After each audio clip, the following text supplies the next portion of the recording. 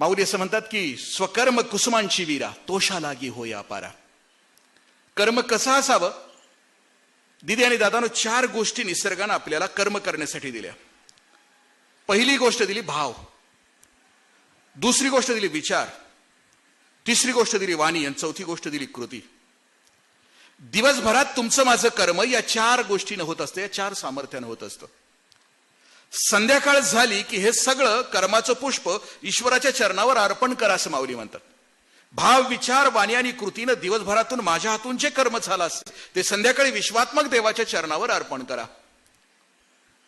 आणखीन माऊली असं म्हणतात की देवाला जे पुष्प आम्ही अर्पण करतो, देवाला जे फूल आम्ही अर्पण करतो, ते फूल कसं असतं?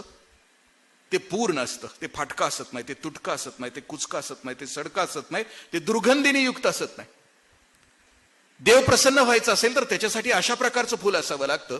मग माझं संध्याकाळचं कर्मपुष्प ज्या वेळेला ईश्वराच्या चरणावर मी अर्पण करेन त्यावेळी ते फाटकं, तुटकं, कुचकं, सडकं असता कामा नये, ते तितक्याच ताकदीचं असावं लागतं. आणि